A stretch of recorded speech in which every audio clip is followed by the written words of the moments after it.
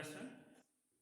Okay, देखो ये Q charge है, this is plus Q charge, capital Q charge, this is the electric field of this charge in which a point P is placed here. There is a point P inside the electric field of this charge where you have to define the electrostatic potential. तो electrostatic potential आपको define करना है इस point पे। तो हमने बताया कि कैसे इलेक्ट्रोस्टैटिक पोटेंशियल आप डिफाइन करेंगे कि potential, electrostatic potential of any point inside the electric field is defined as amount of work done to bring a unit positive charge from infinite to that point. Infinite से उस point तक लाने में जो आपको work करना पड़े, unit positive charge को लाने में जो वर्क करना पड़े, वो वर्क कहा जाएगा उस पॉइंट का इलेक्ट्रोस्टैटिक पोटेंशियल। तो देखो जैसे and define as and given as V equal to, अगर मैं इसको सिंपली सिर्फ W लिखूं, ठीक है, अगर मैं इसको W इनफाइनाइट टू भी लिख सकता हूं, सिर्फ अगर मैं W लिखूं और इस पॉइंट का पोटेंशियल हमको लिखना है, इस पॉइंट का पोटेंशियल हम अगर V लिखें तो ये क्या होगा, V इक्वल टू W अपान जिस चार्ज को आप वहां तक लेके आए हैं, ये हो गया आपका Q नॉट, ठीक है ना, Q नॉट कैसा है, पॉजिटिव, ठीक है ना। तो ये हो गया भाई इस पॉइंट P का जो है ये इलेक्ट्रोस्टैटिक पोटेंशियल आपने लिख दिया, ठीक है ना। इस पॉइंट P का इलेक्ट्रोस्टैटिक पोटेंशियल हो गया ये, कि किसी भी पॉइंट का इलेक्ट्रोस्टैटिक पोटेंशियल क्या होगा, उसको जो है जितना वर्क करना पड़ेगा यूनिट पॉजिटिव चार्ज को उस पॉइंट तक लाने के लिए, वही होगा उसका इलेक्ट्रोस्टैटिक पोटेंशियल, ठीक है। इतना तक क्लियर हुआ? ओके, अब देखो यहाँ पे मैं ऐसे इसको हटाऊं, ठीक है ना, ये प्लस चार्ज है, इसी की वजह से यहाँ पे निकालना है।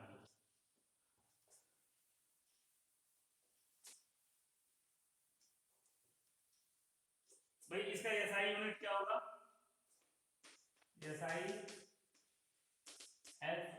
Unit of V, SI unit of potential, electrostatic potential क्या होगा, इसका जो है यूनिट क्या होगा, SI वर्क का यूनिट जूल, इसका चार्ज का कूलॉम ना, इज जूल पर कूलॉम, ठीक है ना। SI unit of electrostatic potential is joule पर Coulomb and it is a scalar quantity, क्योंकि आप देख रहे हैं यहाँ पे वर्क डन और चार्ज पे डिपेंड कर रहा है। ये वर्क डन भी स्केलर क्वांटिटी होता है और चार्ज भी एक स्केलर क्वांटिटी है, इसलिए इलेक्ट्रोस्टैटिक पोटेंशियल क्या होगा, एक स्केलर क्वांटिटी होगा। कभी कभी अगर देखो किसी एग्जाम में जो है, किसी एग्जाम में इसका डायमेंशन पूछ देते हैं आपसे, तो डायमेंशन कैसे लिखेंगे,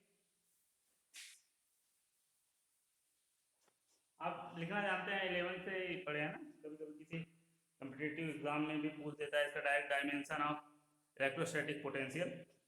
तो इसका डायमेंशन क्या होगा, देखो यहाँ पे आप देख पा रहे होंगे, अगर मैं बोलूं dimension of V, dimension of electrostatic potential क्या होगा, W का डायमेंशन अपॉन Q का डायमेंशन। तो यहाँ पे आप लिख सकते हैं dimension of W upon dimension of Q, ठीक है। तो अब देखिए क्या होगा, इसका V का डायमेंशन क्या होगा, W का डायमेंशन क्या होता है, क्योंकि आप W जानते हैं ना, फोर्स इंटू डिस्प्लेसमेंट होता है, फोर्स इंटू डिस्प्लेसमेंट, फोर्स का m l t power minus 2 होता है, और इसका क्या होता है, l होता है। डिस्टेंस का क्या होगा, l होगा ना, ये डिस्प्लेसमेंट है, डिस्टेंस जो भी डिस्प्लेसमेंट का l, और फोर्स का क्या m l t power minus 2, ये कितना आ गया w का m l power 2 t power minus 2, m l power 2 t power minus 2, ये l 1 और 1 ये 2 हो गया, ठीक है ना, ये हो गया w का। तो dimension of w is m l power 2 t power minus 2, ये ऊपर आ गया डायमेंशन w। नीचे इसका डायमेंशन ऑफ q, आप जानते हैं q इक्वल टू क्या होता है, I इंटू टी होता है, q equal to I into t होता है ना, क्योंकि I equal to q by t होता है भाई, तो ये जानते हैं आप। I का यूनिट क्या होगा, I का यूनिट होता है एम्पियर, और टाइम का ऐसे a और t लिख दें, यहाँ पे a और t आ गया, इसको ऊपर ले जाएंगे तो पावर माइनस हो जाएगा, तो ये क्या आ जाएगा, ये क्या आ जाएगा भाई, okay, and what is this, this will be m l power 2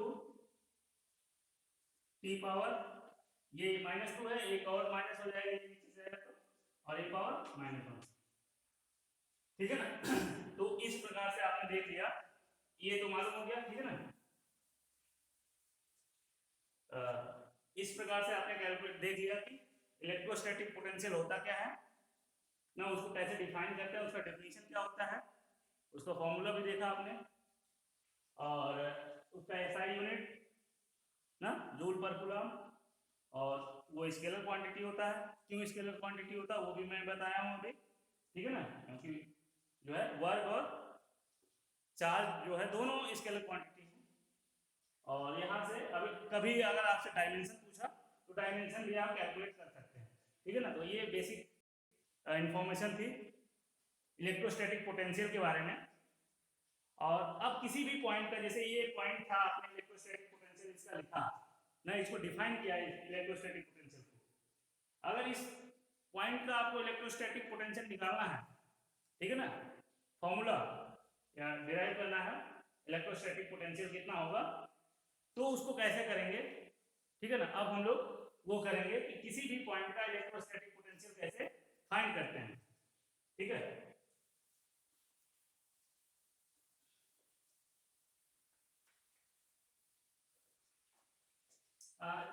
अच्छा ठीक है, यहाँ पे मैं यही चार्ज ले रहा हूँ, चार्ज क्यू ही ले रहा हूँ, let us suppose this is charge plus Q, and from this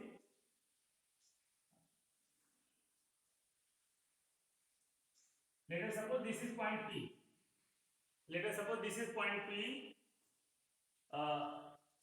from r distance from the plus q charge, where you have to find the electrostatic potential, okay. Now let us suppose this is an infinite point na, as you have studied about the electrostatic potential of any point, you know that you have to first you have to calculate the work done to bring a unit positive charge from infinite to that point, that means where you have to calculate the electrostatic potential. This is point P, here point P, okay. Or let us suppose this charge, let us suppose this is q naught, this is q naught charge placed at infinite, and you have to bring it from infinite to point P and calculate the work done, okay. Let us suppose we are bringing this charge from infinite to point P, and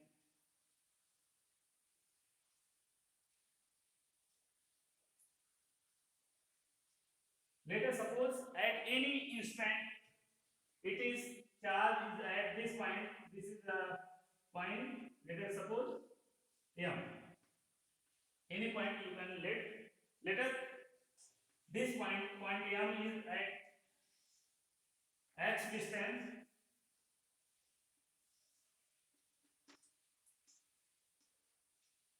देखो भाई ये plus Q charge जो है infinite से हम point P पर लाना चाह रहे हैं, ठीक है ना, इनफाइनाइट से पॉइंट पी पर ला रहे हैं, बीच में कहीं पे भी किसी भी समय एट टाइम टी, किसी भी टाइम पे एक अपने मोमेंट लिया, एक किसी इंस्टेंट पे ये चार्ज जो है यहाँ से यहाँ आ रहा है, किसी टाइम पे ये यहाँ पे पहुंचा हुआ है, यम पे पहुंचा हुआ है, जो कि x डिस्टेंस है यहाँ पे इस चार्ज से, प्लस क्यू चार्ज से x डिस्टेंस पे है। तो यहाँ पे अगर ये चार्ज है, अभी मान लो ये क्यू नॉट है, प्लस क्यू नॉट यहाँ पे पहुंचा हुआ है, तो यहाँ पे फोर्स इस पे क्या लगेगा, इलेक्ट्रोस्टैटिक फोर्स कूलॉम्स लॉ के द्वारा आप कैलकुलेट कर सकते हैं, ठीक है ना। तो late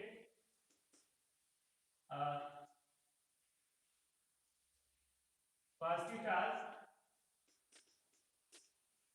let a positive charge q naught is bringing a carry from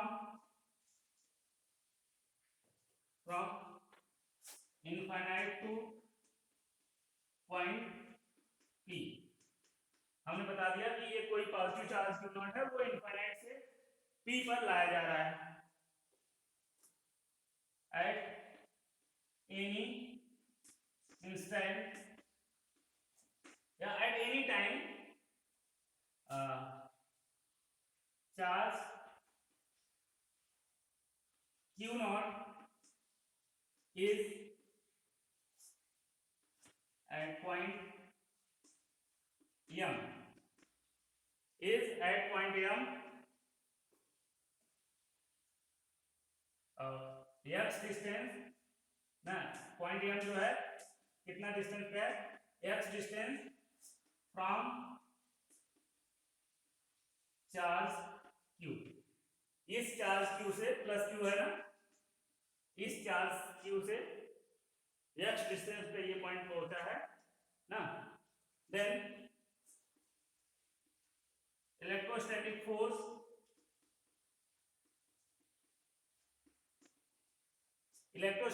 force on charge plus q due to charge capital Q, इसकी वजह से, कैपिटल Q चार्ज की वजह से इस चार्ज पे कितना फोर्स लगेगा उसको आप लिख लीजिए, उसको आप लिख सकते हैं, आप जानते हैं कि 1/4 pi epsilon not, 1/4 pi epsilon not Q1 Q2 upon R square, Q1 Q2 मतलब this into this, Q upon R square, that means this, ये x स्क्वायर हो गया, ठीक है भाई, ये हो गया, यहाँ पे x डिस्टेंस पे पहुंचा हुआ है, चाहे उस पे फोर्स ये लग रहा है। अब देखो, अब हमको क्या करना है, ठीक है, अब इसको जरा हम ऊपर से थोड़ा सा अरेंज करें तो आपको दिखाई देगा। देखो अब हम क्या करने जा रहे हैं कि अब मान लीजिए कि यहां से, ध्यान समझिए, पॉइंट m से हम इसको इस डायरेक्शन में ले आना चाह रहे हैं, इधर मूव कराना चाह रहे हैं, मतलब इधर ही ला रहा है, तभी पॉइंट p पे पहुंचेगा। तो पॉइंट m से जो है हमने बोल दिया, ये छोटा सा डिस्प्लेसमेंट कराया हमने, पॉइंट m से पॉइंट n तक हम लेके आ रहे हैं, m से n तक लेके आ रहे हैं हम इस q नॉट चार्ज को, यहां से यहां तक का डिस्टेंस हमने मान लिया क्या है, dx, दिखाई दे रहा होगा। तो अब देखो हमको छोटा सा डिस्प्लेसमेंट कराना है, dx मतलब q नॉट चार्ज को पॉइंट m से पॉइंट n तक हम ला रहे हैं, उसके लिए हमको dx डिस्प्लेसमेंट कराना पड़ रहा है। तो अगर इसके लिए वर्क डन हम निकाल लें, इस छोटे से डिस्प्लेसमेंट के लिए वर्क डन निकाल लें, तो हम इनफाइनाइट उसको इंटीग्रेट करके इनफाइनाइट से पॉइंट P तक कितना वर्क डन होगा उसको कैलकुलेट कर सकते हैं, ठीक है ना। तो देखो अगर हम dx डिस्प्लेसमेंट के लिए वर्क निकालें तो कैसा होगा। अब देखो डिस्प्लेसमेंट किधर हो रहा है भाई, इस डायरेक्शन में ना, और फोर्स किधर लग रहा है, ये फोर्स इस डायरेक्शन में लग रहा है और डिस्प्लेसमेंट इस डायरेक्शन में हो रहा है, तो दोनों अपोजिट डायरेक्शन में है। तो देखो वर्क डन कैसे होगा, let the work done, let the work done for small displacement dx b dw, ठीक है। let the work done for small displacement dx b dw, then it is given as dw will be force into displacement ना f dot dx। देखो भाई work done आप ऐसे ही तो लिखते थे, वर्क डन क्या होता था, it is dot product of force and displacement F dot D. और इसको अगर हम लिखें D W A dot B क्या होता है, ए बी कॉस थीटा या डी एक्स कॉस। अब भाई थीटा की वैल्यू जरा हमको बताओ, थीटा की वैल्यू यहां पे कैलकुलेट करो, क्या होगा, dx इधर है, ये डायरेक्शन है dx का, this is vector dx and this is direction of force. देखिए ये वेक्टर f उस साइड है और dx इस साइड है, तो इनके बीच का एंगल कितना होगा, पाई या 180 डिग्री होगा क्या, देखो अपोजिट डायरेक्शन में तो 180 डिग्री होगा, ओके। तो अब देखो क्या होगा, dw विल बी, अब यहाँ पे 180 की वैल्यू क्या होती है, माइनस होती है, तो ये हो गया माइनस एफ इंटू dx, ये नेगेटिव हो गया, माइनस एफ इंटू dx हो गया।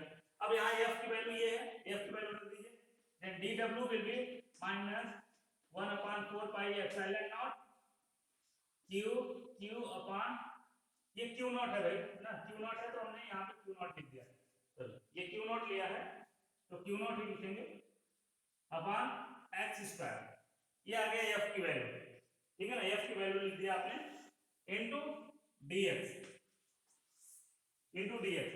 ये हो गया आपके लिए small work done for small displacement dx, ठीक है ना, स्मॉल डिस्प्लेसमेंट dx के लिए ये आपने वर्क डन कैलकुलेट कर लिया, ठीक है ना। And now you have to calculate the work done to bringing unit pass charge from infinite to point P। अगर इसी छोटे से इंटरवल को, ये जो dx है, देखो भाई ये जो dx है, इस छोटे से इंटरवल को यहाँ से अगर हम dx करके इंटीग्रेट कर जोड़ दें सब, यहाँ से यहाँ तक dx करते हुए, तो आ जाएगा पॉइंट P तक कितना वर्क डन करना पड़ा। ऐसे ही dw बहुत सारा होगा इनफाइनाइट से पॉइंट P तक, तो इसको हम क्या करें, सो या therefore the total work done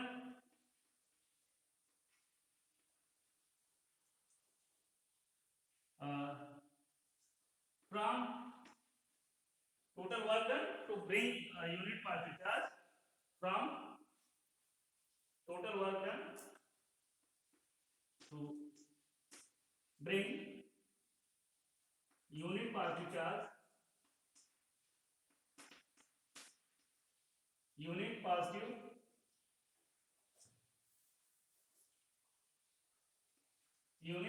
charge from infinite to point P, from infinite to point P। ठीक है ना। So total work done to bring unit positive charge from infinite to point P, ये क्या होगा भाई? देखो टोटल वर्क डन हमने बोल दिया W। अब इसको मैं इंटीग्रेट कर दूं कहां से कहां तक? ये देखो अगर dW को इंटीग्रेट कर रहा हूं मैं यहां से पॉइंट ये इस चार्ज से प्लस Q चार्ज से, ये कितने डिस्टेंस पे है? इनफाइनाइट डिस्टेंस पे, इनफाइनाइट पॉइंट। और फिर पॉइंट P जो है कितने डिस्टेंस पे? R। तो कहां से कहां तक हम इनफाइनाइट से कहां तक लाना है आपको? पॉइंट P तक ना, और पॉइंट P तक का डिस्टेंस जो है वो R है। ठीक है, ठीक है, समझ आया नहीं? अब देखिए ये एक्चुअली में यहाँ पे सिर्फ इंटीग्रेट कर दीजिए, आगे हम लिमिट रख देंगे जब यहाँ पे डिस्टेंस का आएगा लिमिट, तो यहाँ पे लिमिट रखेंगे हम, यहाँ पे रखेंगे इनफाइनाइट, इनफाइनाइट से R तक किसका? इसको 1 अपान माइनस 1 अपान 4 pi epsilon naught Q naught अपान x स्क्वायर इनटू dx। ठीक है, ये लिमिट समझ में आया आपको? इनफाइनाइट से R तक कैसे हमने किया? क्योंकि जब कहाँ से कहाँ तक आप कर रहे हैं वर्क डन निकालना है, इनफाइनाइट से पॉइंट P तक। जब चार्ज Q नॉट इनफाइनाइट पे है तो उसका कैपिटल Q से डिस्टेंस जो है वो इनफाइनाइट होगा, और जब पॉइंट P पे आ जाएगा तो उसका डिस्टेंस कितना हो जाएगा? R ना, जैसा कि आप देख पा रहे होंगे। ओके, तो इसको हम आगे इसको देखें।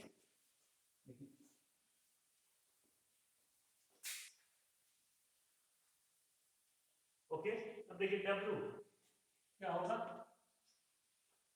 इनफाइनाइट से ठीक है, ये इसको बाहर ले लीजिए, 1 अपान 4 पाई एप्सिलॉन नॉट, इसको भी capital Q small Q not, ऐसे इसको बाहर ले लिया, ये सब कांस्टेंट है। तो इंटीग्रेशन किसका होगा? 1 अपान x स्क्वायर dx, इंटीग्रेशन 1 अपान x स्क्वायर dx, इसका इंटीग्रेशन होगा। अब देखिए क्या होगा? W equal to minus Q naught upon 4 pi epsilon naught. अब ये आप जानते हैं ना इंटीग्रेशन, मैं बताया भी था क्लास 11 में भी होता है। देखिए आपको मालूम होगा x power n dx, x power n dx, इसका इंटीग्रेशन क्या होता है भाई? x पावर n प्लस 1 अपान n प्लस 1, यही तो होता है, यही तो होता है इंटीग्रेशन का फॉर्मूला ना, x पावर n dx का integration x power n plus 1 अपान n प्लस 1। तो वही अप्लाई करिए यहाँ पे। ये एक्चुअली क्या है? अच्छा ठीक है, एक लाइन में और कर दूं आपको। तो 1 अपान x स्क्वायर को क्या लिख सकते हैं? 1 अपान x स्क्वायर को ऐसे लिख सकते हैं, x पावर -2 लिख सकते हैं, क्यों नहीं लिख सकते? ठीक है, minus Q naught upon 4 pi epsilon naught. अब देखिए इस वाले फार्मूले से इसका इंटीग्रेशन क्या हो जाएगा भाई? x पावर -2, n की वैल्यू -2 है, -2 प्लस 1 अपान -2 प्लस 1, और लिमिट कहां से कहां तक? सॉरी लिमिट देखिए, लिमिट भी रखिए भाई, इनफाइनाइट से R, इनफाइनाइट से R, लिमिट है ना यहाँ पे लगा, तो ये इनफाइनाइट हो गया lower limit, upper limit R। ठीक है, अब देखिए क्या होगा?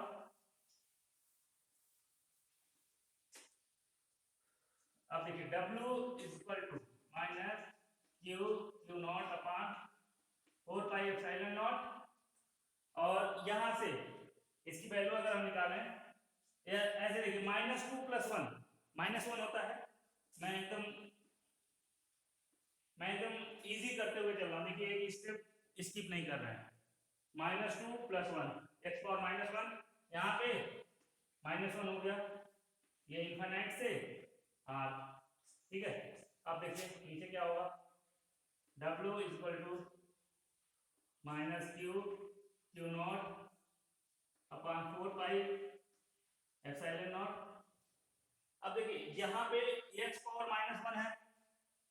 एक्स पावर -1 है तो ये क्या हो जाएगा 1/x हो जाएगा, होगा नहीं। अगर ये माइनस अगर हम बाहर लेके आएंगे इधर तो ये इस माइनस को क्या करेगा प्लस करेगा, कर दें, कोई प्रॉब्लम। ये माइनस अगर हम बाहर लेंगे तो इसको प्लस बनाएगा, बनाएगा नहीं बनाएगा। और ये जो लिमिट है वो किसकी लिमिट है एक्स की ना, ये इनफाइनाइट से आर, ठीक है। Is it clear? ठीक है, एक लाइन में और यहाँ पे लिखूं दिखाई देगा आपको, W is equal to Q naught upon 4 pi epsilon naught, visible है, ठीक है। और देखो ये x की लिमिट है ना, तो पहले upper limit minus lower limit, एक बार x के स्थान पे अपर लिमिट मतलब 8 रखेंगे, माइनस करके लोअर लिमिट मतलब इनफाइनाइट रखेंगे, तो 1/r x के स्थान माइनस 1/ लोअर लिमिट इनफाइनाइट, ठीक है ना। अब देखो क्या हो जाएगा, W will be q not upon 4 pi epsilon not. देखो ये क्या हो जाएगा 1/r, क्योंकि 1/इनफाइनाइट की वैल्यू क्या होती है भाई 0 होती है कि नहीं, सिंस 1/इनफाइनाइट की वैल्यू जो है 0 होती है, तो ये वाला अगर टर्म हम 0 कर दें, ये वाला देखिए अगर 0 कर दें तो यही बचेगा ना।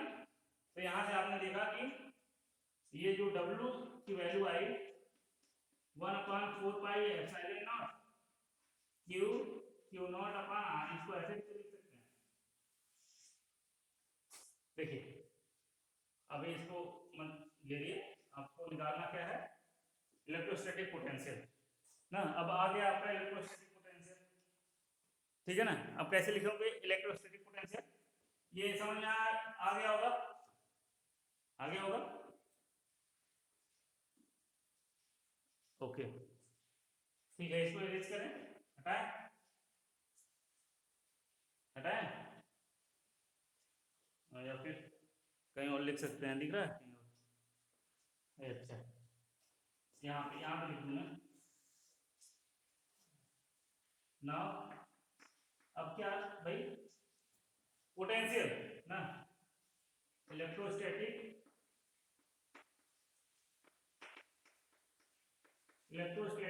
Potential of point P is given as, point P का इलेक्ट्रोस्टैटिक पोटेंशियल क्या होगा V, ये इतना वर्क डन किया आपने W, कहां से इनफाइनाइट से यहां पॉइंट P तक आने के लिए आपने वर्क डन किया, ये W V equal to W upon कौन सा चार्ज आपने लाया, ये Q नॉट ना, अपॉन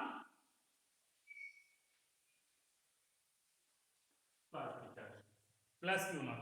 अब देखिए W जो है आपने अभी देखा W को, अब इस W जो W है वर्क डन, इसको आप क्या करें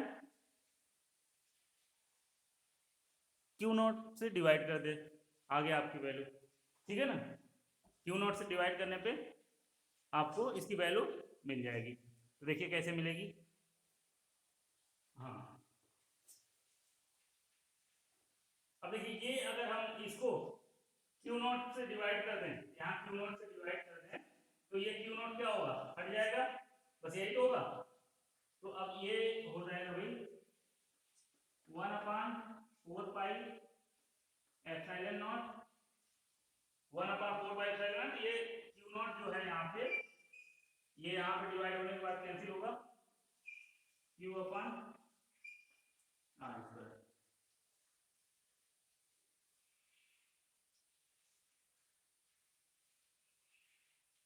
देखो ये समझ में आया भाई,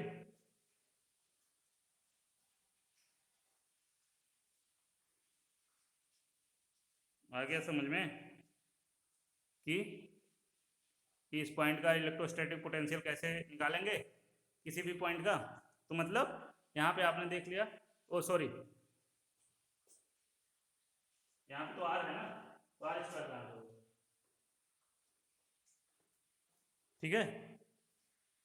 क्यू जो है v equal to 1/4 Q by R, ये हो गया।